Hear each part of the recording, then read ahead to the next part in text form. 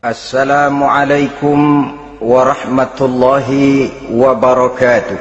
Waalaikumsalam warahmatullahi wabarakatuh. Bismillahirrahmanirrahim. Alhamdulillahi rabbil alamin. Wassalatu wassalamu ala ashrafil mursalin wa ala alihi wa ashabihil mujahidin at-tahirin, amma ba'du. Saudara-saudara kaum muslimin rahimakumullah, sebagai kelanjutan dari pembicaraan kita tentang serial para nabi, maka pada pertemuan kali ini kita akan membicarakan riwayat tentang Nabi Sulaiman alaihi salam dan Ratu Balqis. Nabi Sulaiman adalah putra dari Nabi Daud alaihi salam, yang Nabi Daud ini merupakan keturunan yang ke-12 dari Nabi Yakub. Pada diri Nabi Sulaiman bertemu kebesaran dunia dan kebesaran akhirat. Ya, beliau seorang raja, ya beliau seorang rasul, ya beliau seorang pemimpin agama, ya juga beliau adalah seorang pemimpin negara. Alangkah idealnya memang jikalau ulama menjadi umara, atau jikalau umara adalah seorang ulama. Dengan posisinya sebagai ulama, maka nilai kepemimpinannya terpelihara dari segala macam bentuk penyelewengan. Dan dengan kedudukannya sebagai umara, dia akan lebih efektif memberikan komando kepada rakyatnya untuk hidup melaksanakan perintah-perintah Allah.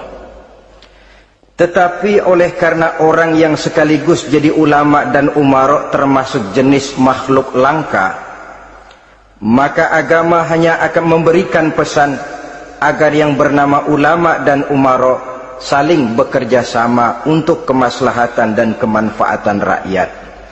Ulama adalah ulama, umara adalah umara. Jikalau keduanya bisa berjalan dan berdampingan dengan baik, rakyat akan jadi nikmat. Tapi kalau keduanya centang perenang, tentu rakyat akan jadi kiamat adanya. Ma'asyiral muslimin rahimakumullah. Mengapa figur Nabi Sulaiman adalah figur yang bertumpu kebesaran dunia dan akhirat? Kita lihat dari sejarah bahwa Allah memberikan mukjizat kepada para rasulnya biasanya sesuai dengan kecenderungan umat yang dihadapi pada waktu itu. Umat yang dihadapi Nabi Musa alaihi salam adalah umat yang senang kepada kegagahan, suka kepada bentuk badan yang kuat. Oleh karenanya mukjizat yang diberikan Allah kepada Nabi Musa berupa kekuatan baik tongkat maupun tenaganya.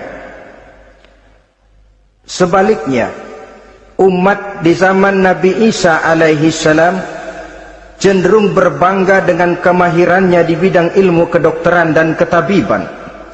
Maka mukjizat yang diberikan Allah kepada Nabi Isa adalah mukjizat yang bisa mengatasi semua itu, sehingga Nabi Isa dengan izin Allah bisa menyembuhkan orang yang kena penyakit kusta, belang, bahkan sampai bisa menghidupkan orang mati dengan izin Allah. Di zaman Nabi Muhammad sallallahu alaihi wasallam, kecenderungan umat kepada kemampuan bersyair, sehingga ketika itu yang dihargai adalah ujung tombak dan ujung pena. Ujung tombak dalam arti pahlawan perang, dan ujung pena dalam arti seniman dan penyair.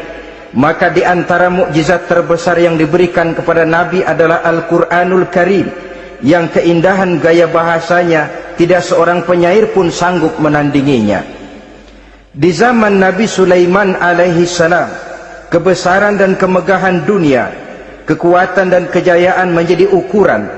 Kita tahu bahwa Jalut yang dihadapi oleh Nabi Daud adalah seorang yang bertubuh besar dan gagah perkasa, yang dalam sejarah lebih kita kenal dengan nama Goliat misalnya. Maka tidak heran kalau mukjizat yang diberikan Allah kepada Nabi Musa merupakan mukjizat yang bertumpu antara kebesaran dunia dan kebesaran akhirat. sebagai raja dan juga sebagai nabi. Tetapi yang patut menjadikan pelajaran buat kita terhadap seluruh kebesaran yang diberikan itu, Nabi Sulaiman berkata, haza min fadli rabbi liyabluwani aashkuru am akfuru.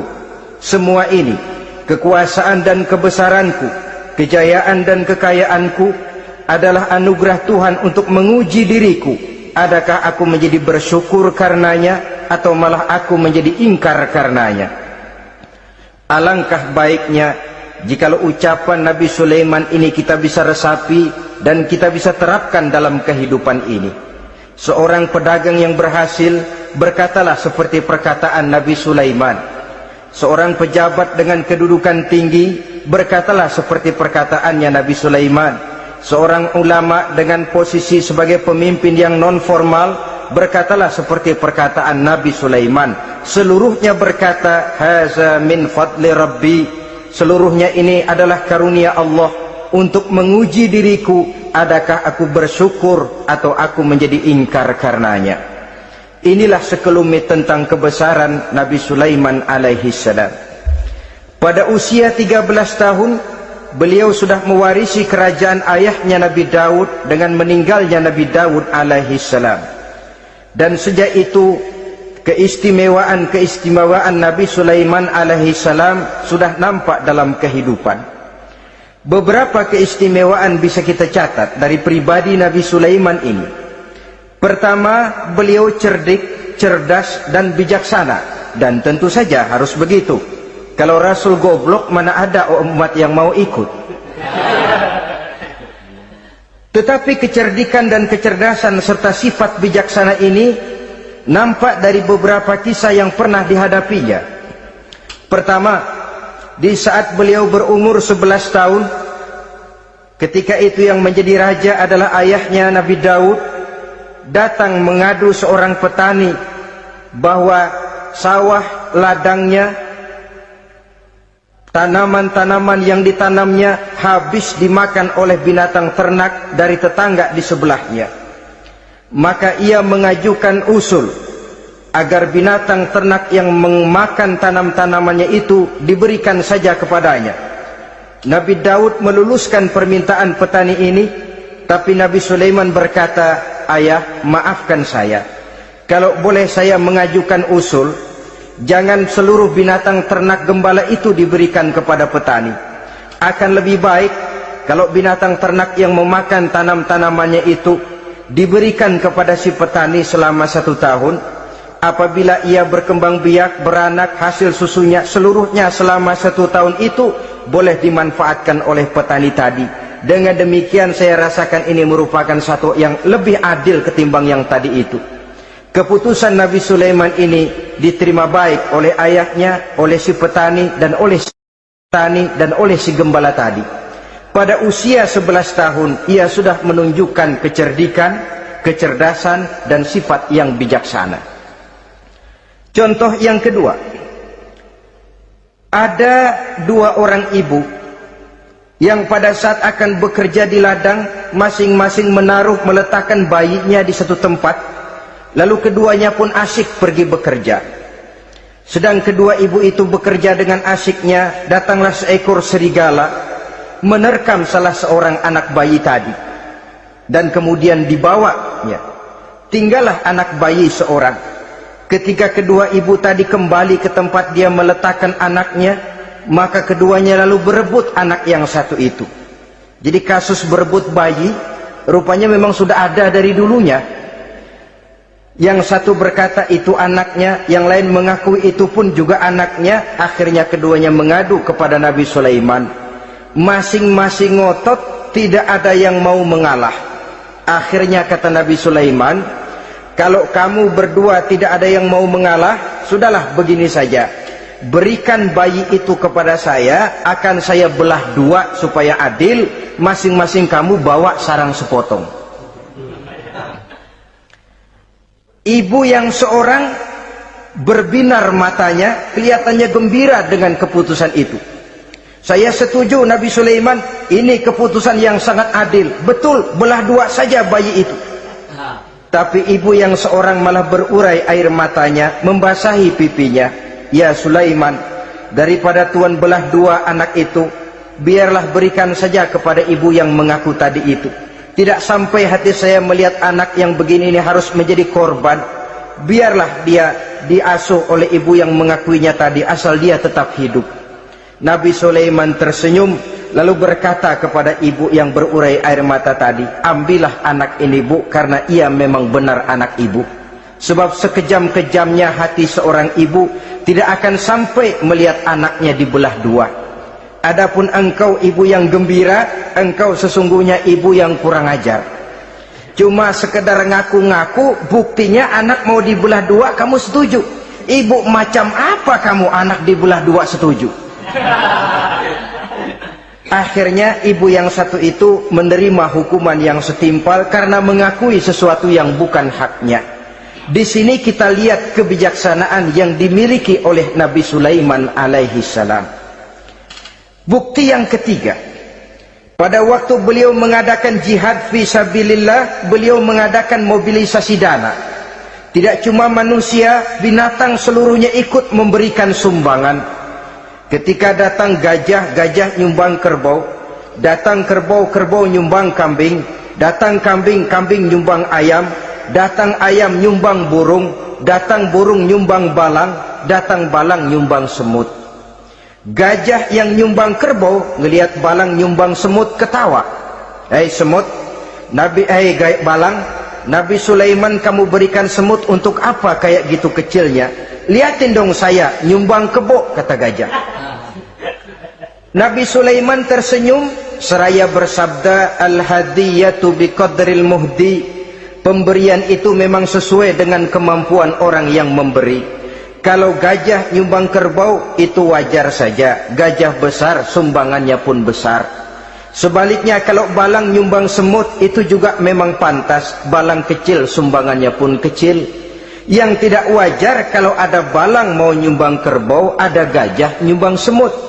Di sini kelihatan watak yang bijaksana dari Nabi Sulaiman alaihi salam. Ini merupakan ciri keistimewaannya. Setiap rasul dibekali dengan sifat ini yang namanya sifat fatonah, cerdik, cerdas, dan bijaksana. Yang ini memang merupakan mukjizat. Kecerdasan seorang rasul tidak merupakan hasil sekolahan, tapi merupakan bimbingan wahyu semata-mata, dan ini yang tidak bisa ditandingi oleh manusia. Jadi jangan lalu ngambil dalih Rasul aja nggak sekolah pinter, lalu ikut nggak sekolah, ya goblok terus. Itu khususiat kok. Sifat yang namanya fatona itu merupakan bimbingan daripada wahyu. Adapun manusia, jikalau dia mau cerdik, jikalau dia mau cerdas, jikalau dia mau bijaksana, dia harus belajar. Ya lewat bangku sekolah, ya lewat teman bergaul, ya lewat bertanya kepada orang-orang pandai, atau autodidak. Dengan hidup banyak membaca dari kehidupan ini. Dengan demikian nilai kecerdikan, kecerdasan dan kebijaksanaannya akan bisa meningkat adanya. Ini keistimewaan pertama. Keistimewaan yang kedua, Nabi Sulaiman diberikan kekuasaan oleh Allah sehingga bisa menguasai angin, jin, bahkan juga mengerti segala macam bahasa binatang. Menguasai angin, beliau bisa menundukkan angin ribut dan memerintahkannya angin itu. Dalam surah Al-Anbiya ayat 81 kita temukan, wali Sulaiman ar-riha asifatan tajri bi amrihi ilal ardil lati barakna fiha. Dan bagi Sulaiman, ia mampu menundukkan angin ribut yang bertiup menurut perintahnya ke permukaan bumi yang kami berkahi di dalamnya. Menguasai angin, barangkali istilah sekarangnya memahami betul meteorologi. Itu sebabnya mukjizat hanya diberikan kepada Rasul, orang yang jiwanya sudah stabil. Coba kalau potongan kita diberikan keistimewaan bisa ngatur angin, Saban sehari main angin. Nggak boleh ada orang kita keselin, kesel sama orang, undang angin, hantam saja. Maka mukjizat semacam ini hanya diberikan kepada orang yang jiwanya sudah stabil. Ada satu cerita, namanya juga cerita, tapi kebenarannya mendekati. Seorang wali di tanah Jawa sholat Jumat di Masjidil Haram di Mekah itu. Namanya wali kalau di Jawa kan pakai belangkon. Dia sembahyang di Masjidil Haram. Ini ada orang Arab usil, tumben ngelihat belangkon. Ini apa di tengah masjid? Dia tepak belangkon itu, miring di atas kepala. Begitu belangkonnya miring, tanah kayaknya ikut miring. Sehingga penduduk heran, ini apa tanah jadi miring begini? Lalu ada seorang wali juga yang alim dan mengerti, lihat-lihat di tengah Masjidil Haram ada belangkon miring di atas kepala. Jangan-jangan ini sebabnya ini. Dia samperin, dia dandanin lagi tuh belangkon rata, tanah kelihatannya kayak rata lagi. Keistimewaan seperti ini pun hanya diberikan kepada orang yang jiwanya memang sudah stabil. Coba kayak kita diberikan keistimewaan kayak begitu, main belangkon melulu. Saudara-saudara kaum muslimin rahimakumullah, juga bisa menguasai jin, memerintahkan jin, dan juga mengerti segala macam bahasa binatang. Kita bisa lihat dalam surah As-Saba ayat 12 misalnya. Demikian juga tentang mengerti bahasa binatang. Pada satu hari Nabi Sulaiman dan bala tentaranya lewat di satu lembah. Lembah itu kebetulan lembah semut. Ketika mereka lewat di lembah itu, Raja Semut lihat dari kejauhan, dia pidato kepada rakyatnya para semut itu. Apa katanya? Ya ayyuhan namlu dukhulu masakinakum la yahtimannakum Sulaiman wa junuduh wa hum la yash'urun. Jadi ini Raja Semut melihat Nabi Sulaiman datang bersama seluruh bala tentaranya, dia pidato kepada rakyatnya. Saudara-saudaraku rakyat semut, di mana saja suara saya bisa didengar. Perhatikan, lembah itu kebetulan lembah semut. Ketika mereka lewat di lembah itu, Raja Semut lihat dari kejauhan, dia pidato kepada rakyatnya para semut itu. Apa katanya? Ya ayyuhan namlu dukhulu masakinakum la yahtimannakum Sulaiman wa junuduh wa hum la yash'urun. Jadi ini Raja Semut melihat Nabi Sulaiman datang bersama seluruh bala tentaranya, dia pidato kepada rakyatnya. Saudara-saudaraku rakyat semut, di mana saja suara saya bisa didengar. Perhatian, perhatian. Ini Nabi Sulaiman mau lewat dengan seluruh bala tentaranya. Kamu semua supaya masuk ke dalam lubang kamu masing-masing. Sebab kalau kamu nggak masuk ke lubangmu masing-masing, akan diinjak oleh Sulaiman dan bala tentaranya, sedangkan mereka tidak tahu kalau kamu kena injak. Masuklah semut itu seluruhnya ke dalam lubangnya masing-masing. Nabi Sulaiman senyum. Fatabassama dhahikan min qawliha. Mendengar ucapan Raja Semut ini, Nabi Sulaiman tersenyum. Lalu berkata, apa katanya? Rabbi auzi'ni an ashkura ni'mataka allati an'amta alayya wa ala walidayya wa an a'mala salihan tardahu wa adkhilni birahmatika fi ibadika salihin. Satu pengakuan yang tulus, yang jauh dari watak kesombongan.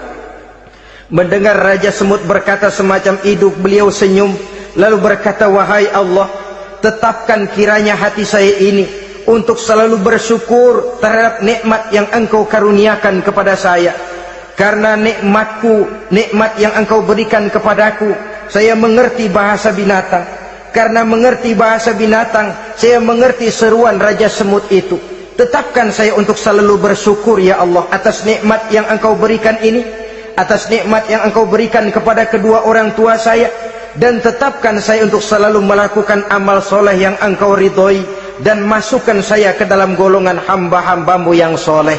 Satu pengakuan yang tulus, yang jauh dari sifat kesombongan. Mungkin kalau sombong yang lahir, begitu dengar Nabi Sulaiman bahwa semut ngomong begitu, beliau akan berkata, iya masuk gede buruan. Tapi kan tidak. Malah beliau perintahkan bala tentaranya, pasukan berhenti. Ada apa Nabi Sulaiman? Di depan kita ada kerajaan semut. Mereka lagi kocar-kacir masuk ke sarangnya masing-masing. Tunggu sampai mereka masuk dan kita bisa lewat dengan aman tanpa harus menginjak-injak mereka. Bala tentaranya di stop dan berhenti. Ternyata kebesarannya tidak menyebabkan ia lalu memandang remeh sampai kepada makhluk yang bernama semut sekalipun. Masih tetap dihargainya sebagai makhluk dari Allah Subhanahu wa ta'ala. Sesuatu yang perlu menjadi contoh kita semua. Sebab orang bilang kadang kacang sering lupa akan kulitnya. Kadang posisi kita yang tinggi menyebabkan kita lupa dari mana kita berasal. Kadang harta yang kita miliki menyebabkan kita lengah dari mana kita datang. Akhirnya yang timbul adalah sifat sombong dan angkuh. Ibarat kata orang, kacang lupa dengan lanjarannya. Ma'asyiral muslimin rahimakumullah. Ini kebesaran dan keistimewaan yang diberikan Allah kepada Nabi Sulaiman alaihi salam. Apa yang perlu kita jadikan tamsil dan ibarat dari kebesaran ini? Saudara-saudara kaum muslimin rahimakumullah. Keadilan sebagai umara yang berpadu dengan kebijaksanaan sebagai ulama. Satu hari seorang sahabat bertanya kepada Rasulullah sallallahu alaihi wasallam, "Ya Rasul, kalau pada satu saat ajal merenggut Tuhan berlalu meninggalkan kami sekalian, kita berpisah untuk selamanya ya Rasul. Dalam kondisi semacam itu, azahrul ardi khairul lana am batniha? Mana yang lebih baik ya Rasul buat kami kalau sudah ditinggalkan oleh Tuhan? Permukaan bumi atau perut bumi yang lebih baik?" Ini pertanyaan dengan bahasa kinayah. Permukaan bumi maksudnya hidup. Perut bumi maksudnya mati. Orang kalau sudah masuk ke perut bumi kan habis. "Ya Rasul, kalau engkau sudah tidak ada meninggalkan kami semua, mana yang lebih baik buat kami, hidup atau mati?" Bukan main pertanyaan ini. Di satu sisi menggambarkan cintanya sahabat kepada Nabi, sehingga kalau tidak bisa mati bersamaan, biarlah mati beriring saja. Di lain pihak juga mencerminkan bingungnya sahabat kalau sudah ditinggalkan oleh Rasul. Atas pertanyaan ini apa jawab Rasul? "Kamu nggak usah khawatir. Walaupun aku sudah tidak ada, kembali ke hadratullah azza wa jalla, meninggalkan kamu semua, kamu tidak usah bingung. Dengan syarat, idza kana umaraukum khiyarukum wa amrukum syura bainakum wa aghniyaukum askhiyaukum fa zahrul ardi khairul lakum min batniha." Kalau saja para umara, kalau saja pemimpin-pemimpin kamu adalah orang-orang yang terbaik di antara kamu, dan seluruh persoalan yang kamu hadapi dapat kamu musyawarahkan dengan baik, lalu orang-orang kaya di antaramu adalah orang-orang yang dermawan, ketika itu walaupun aku sudah tidak ada, hidup lebih baik daripada mati, permukaan bumi lebih baik daripada perut bumi. Dengan catatan tiga tadi, pemimpinmu orang yang terbaik di antara kamu, segala persoalan kamu musyawarahkan, dan orang kayamu orang dermawan. Walaupun aku tidak ada, hidup lebih baik daripada mati. Tapi sebaliknya kata Nabi, idza kana umaraukum syirarukum, kalau umarokmu, pemimpin-pemimpinmu adalah orang-orang yang terjahat di antara kamu, wa amrukum ala nisaikum, dan segala urusanmu sudah diatur oleh perempuan, walaupun dia tidak naik di bidang eksekutif, tidak memegang kekuasaan, tapi kekuasaan bayangannya jauh lebih menentukan daripada kekuasaan yang sesungguhnya. Kalau perempuan sudah ikut campur mengaturmu, kemudian wa askhiyaukum bukhalaukum, orang-orang kaya di antaramu adalah orang-orang yang bakhil bin pelit alias kikir, maka ketika itu kata Nabi, fabatnul ardi khairul lakum min zahriha, perut bumi lebih baik daripada permukaan bumi. Apa yang bisa diharapkan dari pemimpin yang zalim? perempuan yang sok kuasa, dan orang-orang kaya yang bakhil dan pelit. Dalam kondisi semacam itu, bertemulah kita dengan yang bernama kiamat. Dan kalau sudah kiamat macam itu, kata Nabi, perut bumi lebih baik daripada permukaan bumi. Maka yang kita perlukan sekarang adalah kerjasama antara ulama dengan umara. Ulama bukan umara, umara pun bukan ulama. Harus saling kerjasama dan jangan saling memperalat. Kerjasama menurut bidangnya masing-masing, menjadi yang terbaik di bidangnya. Jangan sudah jadi kiai karena ingin berpartisipasi aktif lalu pindah jadi pemborong jembatan. Tidak sadar akan profesinya. Dan orang lalu tidak bisa berkata, apaan kiai mubalik bisanya cuma ngomong saja. Sekarang kan zaman pembangunan perlu karya nyata. Mana ada ustadz kiai mubalik bikin irigasi, cuma pidato saja. Apa kemiskinan bisa diatasi dengan pidato?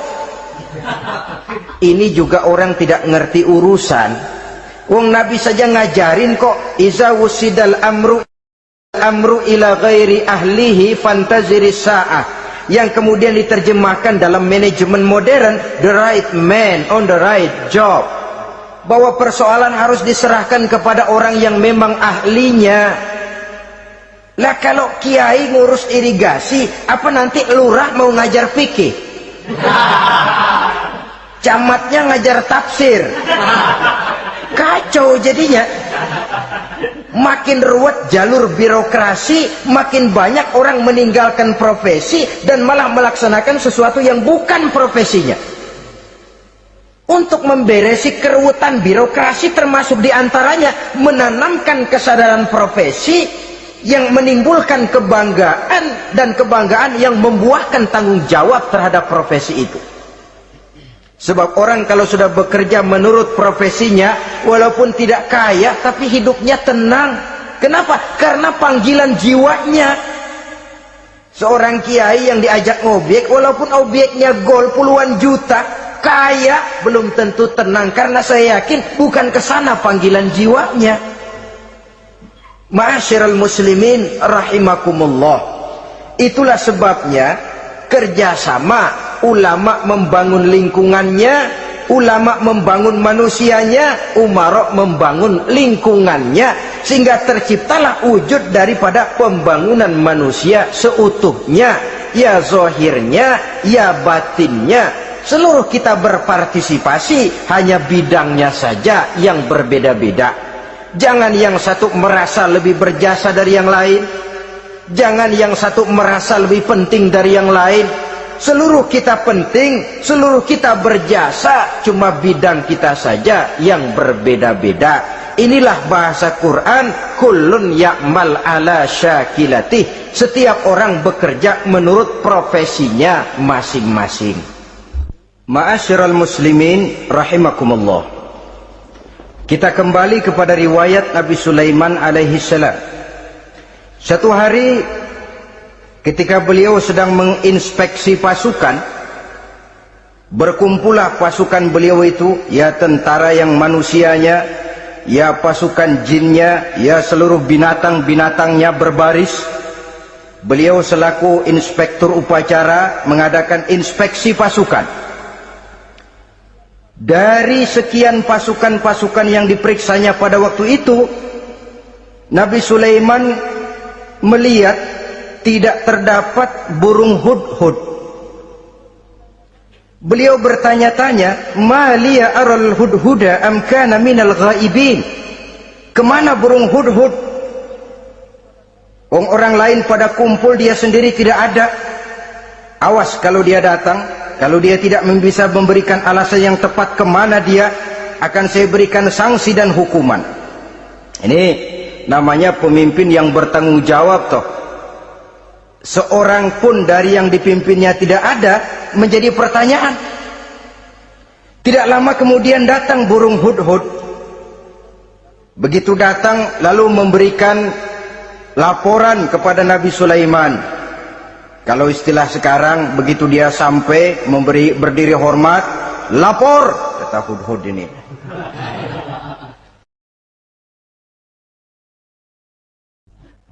Bagaimana Hudhud? Maaf Tuan Raja, saya terlambat. Iya, kenapa terlambat? Patroli Tuan Raja. Kemana saja kamu patroli? Keliling. Lalu apa hasilnya?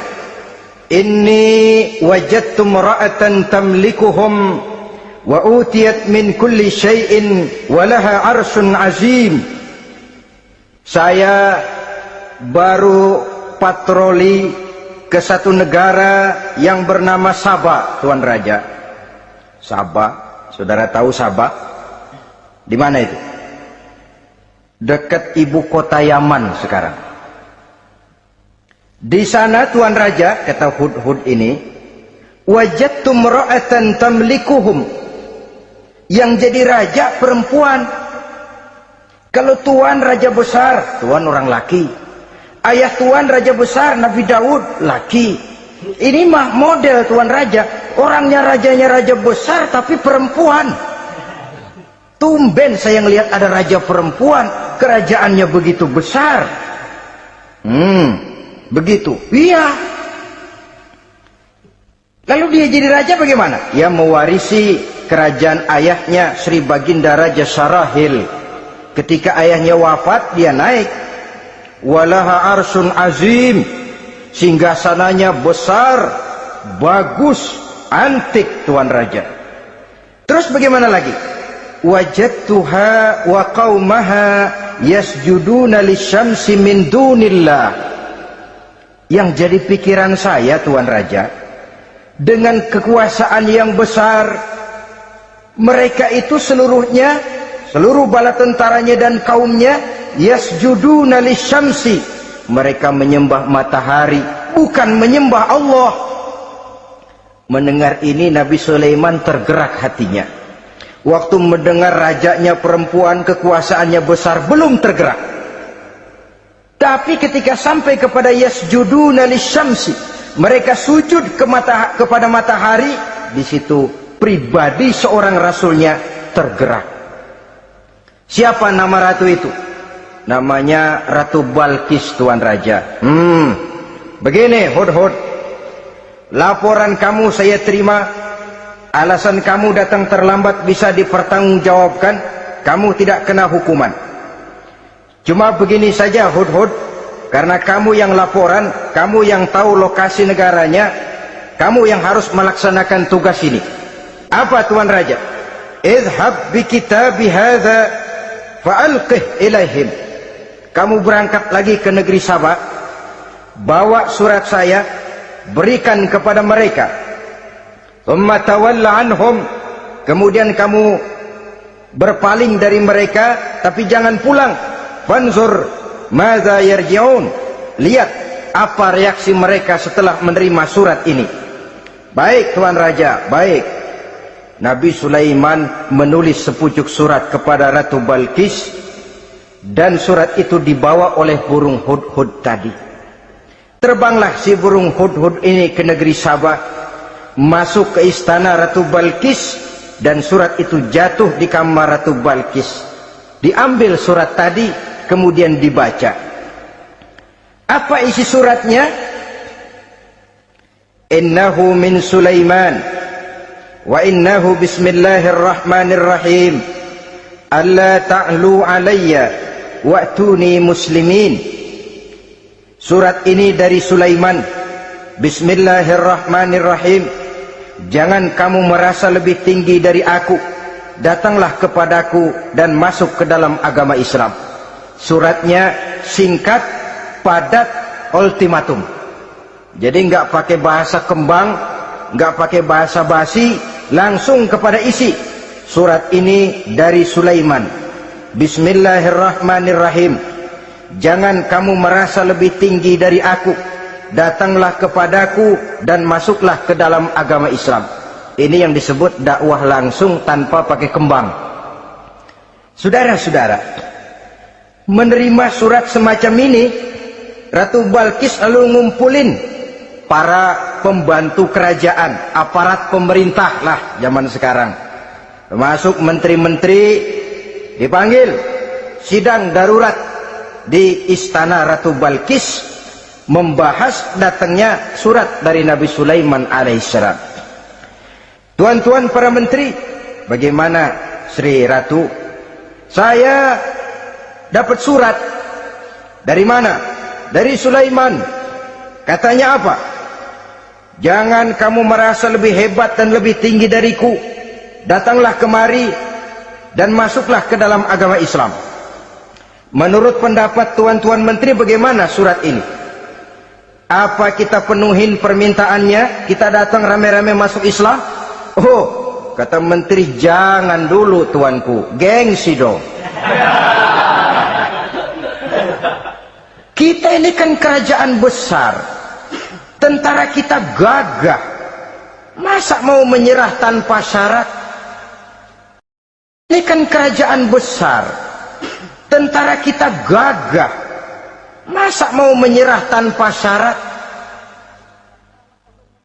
Soal nanti kita kalah atau menang itu soal lain, Tuan Perdana Menteri, Tuan Ratu. Tapi bahwa kita punya harga diri itu harus kita tunjukkan lebih dulu. Jadi menurut Tuan Menteri bagaimana? Kami sih nunggu komando Tuan Putri saja. Artinya kalau boleh perang saja. Cuma mau duluin, takut dikira nyelongcong. Kami sih gimana komando Tuan Ratu saja. Tuan komandokan berangkat, kami segera berangkat. Terserah Tuan Putri, kami seluruhnya loyal, taat dan setia menunggu titah dari Sri Paduka Ratu. Terima kasih para menteriku. Soal kesetiaanmu saya tidak meragukan. Tapi perang dimanapun selalu membawa kerugian. Kita menang, rugi, tentu jatuh korban. Apalagi kalau kita kalah.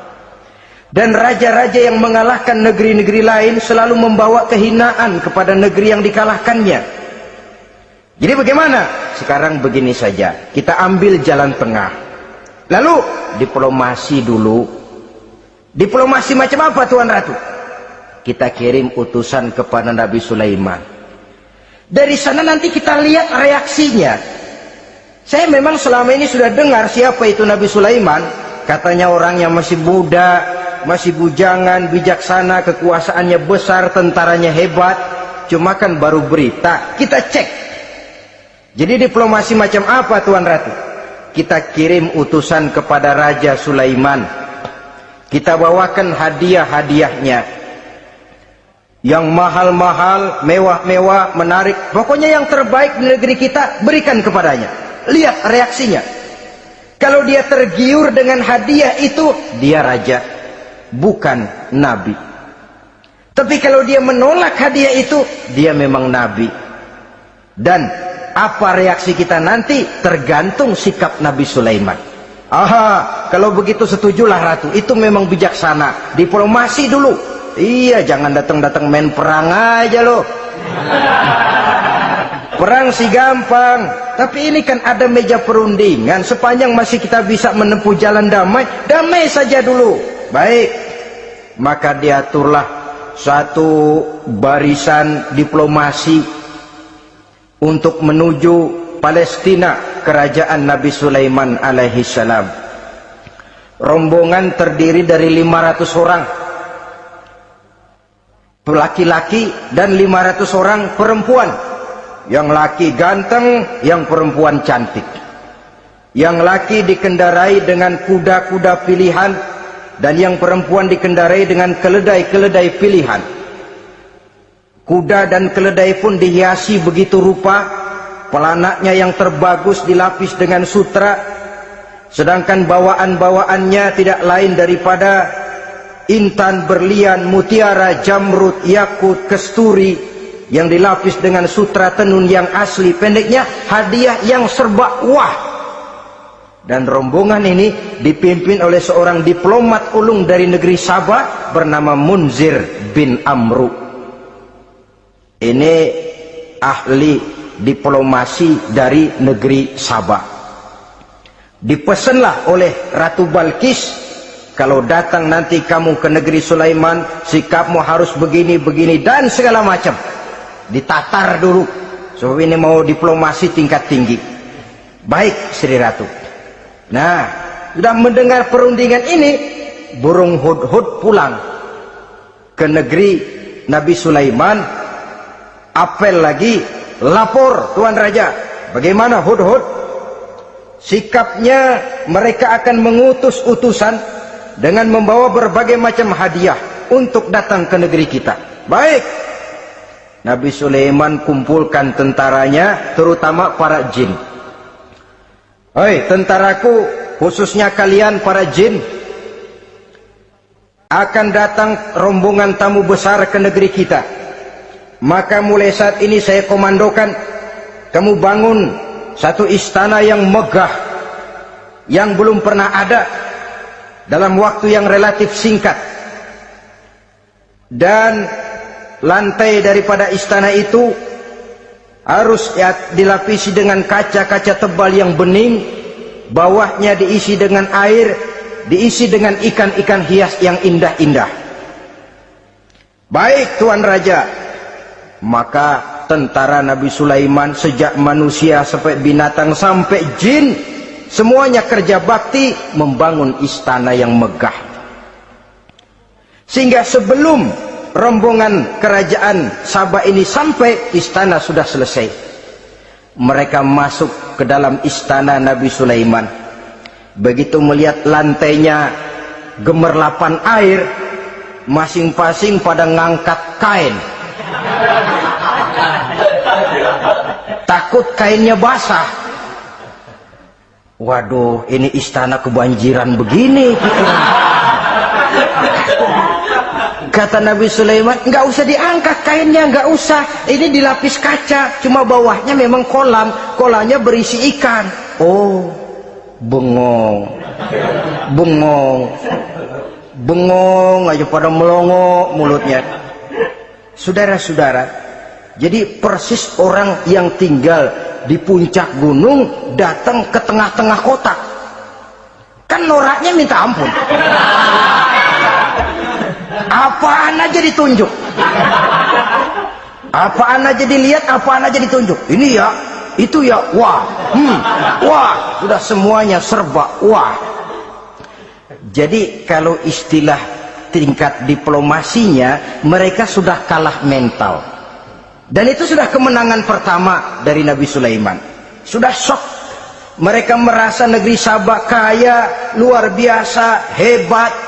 Begitu datang ke negeri Sulaiman, mereka jadi orang norak kayaknya. Sudah kumpul, nah selamat datang tuan-tuan ke negeri kami. Ada pesan apa? Majulah Munzir bin Amru. Tuan Sulaiman, bagaimana? Kami diutus oleh Sri Baginda Ratu Balkis untuk menyampaikan hadiah-hadiah yang kami bawa ini. Intan, berlian, yakut, jamrud, kesturi, dan barang-barang mahal lainnya. Mudah-mudahan Tuan bisa menerima dengan senang hati. Nabi Sulaiman tersenyum. Lalu beliau berkata, Atumiddunani bimalin fama atani Allahu khairun mimma atakum. Kamu mau memberikan saya seluruh hadiah-hadiah permata intan ini, padahal apa yang telah diberikan Allah kepada saya jauh lebih baik dari apa yang telah diberikannya kepadamu. Kamu merasa bahwa saya kekurangan semua ini? Ketahuilah tuan-tuan, saya punya lebih banyak dari apa yang tuan-tuan berikan sekarang ini. Irja' ilaihim, bawa pulang kembali seluruh hadiah ini. Sampaikan salam saya kepada ratumu, Ratu Balkis. Falanatiyannahum bijunudin la qibala lahum biha. Kalau mereka tetap tidak mau datang menyatakan keislaman, kami yang akan datang ke sana dengan seluruh bala tentara kami yang mereka pasti tidak akan sanggup menghadapinya. Saudara bisa baca dalam surah An-Naml ayat 36. Saudara hadirin ma'asyiral muslimin rahimakumullah. Kalau orang sudah silau dengan yang namanya upeti, hadiah, harta, secara mental dia sudah jatuh. Andai kata ketika itu Nabi Sulaiman menerima seluruh hadiah tadi, maka misi kerasulannya tidak akan jalan. wibawanya hancur, dan dia tidak akan sanggup lagi mendakwahkan Ratu Balkis untuk masuk ke dalam agama Islam. Dia akan jadi cemoohan di negeri Sabah. Sulaiman ngomong aja dikasih hadiah telap. Nah, ternyata ada yang lebih mahal dari harta, ada yang lebih mahal dari intan dan mutiara, ada yang lebih mahal dari pangkat dan kedudukan. Apa dia? Harga diri. Dan itu yang langka sekarang ini. Lebih baik jalan kaki tapi kita bebas mendongakkan kepala kemanapun kita mau, daripada naik mobil empuk tapi mata nunduk saja nggak berani lihat ke atas. Kehilangan harga diri. Ulama yang kehilangan harga diri akan menyelewengkan ayat. Pejabat yang kehilangan harga diri akan melakukan segala macam penyelewengan dan lain sebagainya. Harga diri sesuatu yang mahal, terutama di kota-kota besar, kota-kota yang menyandang gelar metropolitan. Biasanya harga diri ini sudah tidak dihiraukan orang lagi. Cuma untuk uang yang relatif kecil, cuma untuk kedudukan yang temporer, orang tidak segan-segan mengorbankan sesuatu yang paling mahal yang bernama harga diri. Akhirnya suap merajalela, sogok menjadi-jadi, semir pun menjamur, bahkan malah kadang-kadang jadi target. Sehingga ada pernah berita jabatan wakil gubernur katanya dikomersilkan. Siapa yang bisa memberikan sekian puluh juta dia akan naik. Ini kalau sudah begini, ya salam. Orang itu kalau memperoleh satu jabatan karena mengeluarkan banyak uang, percayalah saudara, begitu dia naik ke jabatan itu, langkah pertama yang dia lakukan bagaimana supaya uangnya bisa kembali. Bukan bagaimana bekerja sebaik-baiknya, bukan bagaimana mensejahterakan rakyat sebaik-baiknya. Karena dia merasa naik jabatan banyak mengeluarkan uang, setelah dia naik gimana supaya pulang modal dulu, lebihnya kalau ada baru bekerja buat rakyat, itu pun kalau nggak keburu pensiun. Kadang-kadang malah lebih celaka lagi, kalau sudah mau pensiun baru bikin pemutihan. Wah, saya baru rajin iktikaf di masjid, pergi haji. Kenapa? Udah pensiun. Tapi waktu masih aktif, tanda tangan masih laku, nota masih dihargai, kata belece masih berwibawa, lupa berbuat untuk hari depan dirinya sendiri, yaitu akhiratnya, konon lagi untuk umat dan agamanya.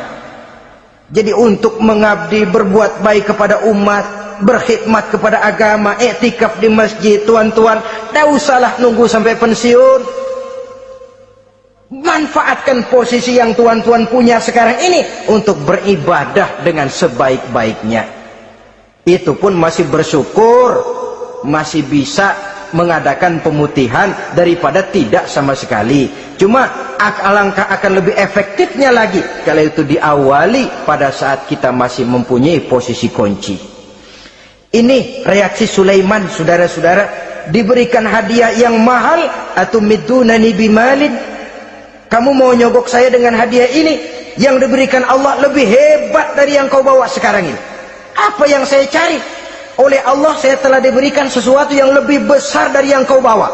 Sudah, bawa pulang saja. Sampaikan salam kepada ratumu. Kalau dia tetap ngotot tidak mau kemari, saya yang akan datang ke sana dengan seluruh bala tentara yang saya yakin sampean akan kewalahan ngadepinnya. Pulang, sampaikan salam saya, bawa seluruh hartamu. Diplomasi tahap pertama menang total. Nabi utusan Raja Sabah sudah kalah mental, kalah juga fisik. Pulanglah mereka dengan membawa kembali seluruh hadiah yang mereka ingin sampaikan tadi. Bisa dibayangkan mentalnya itu, ya.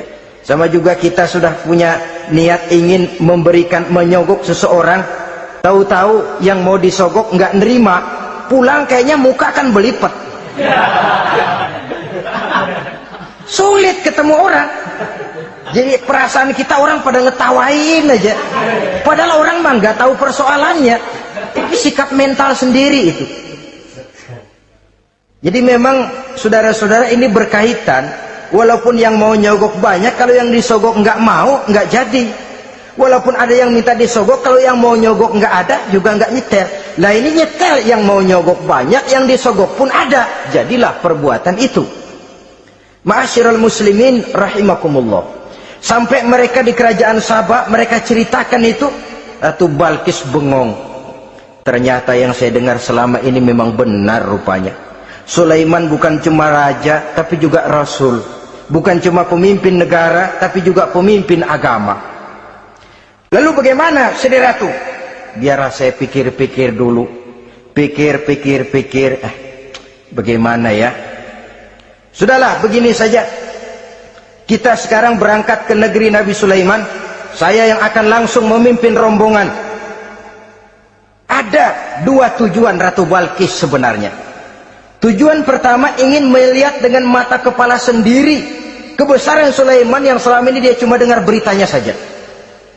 Yang kedua, ada udang di balik batu. Kalau setelah Nabi Sulaiman nanti melihat kecantikan Ratu Balkis ini, dia bisa fly. Nah, istilah anak sekarang, dia bisa fly.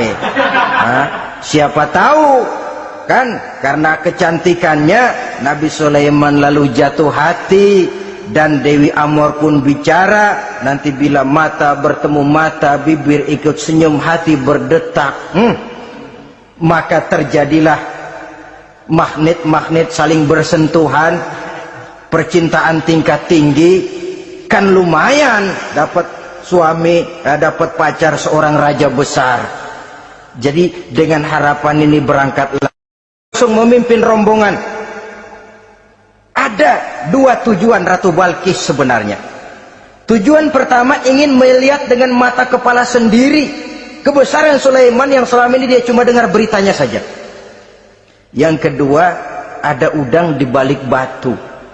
Kalau setelah Nabi Sulaiman nanti melihat kecantikan Ratu Balkis ini, dia bisa fly. Nah, istilah anak sekarang, dia bisa fly.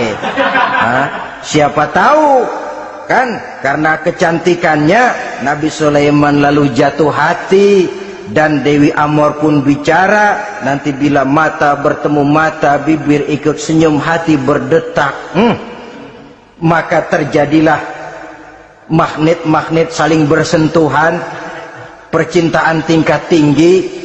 Kan lumayan dapat suami, dapat pacar seorang raja besar.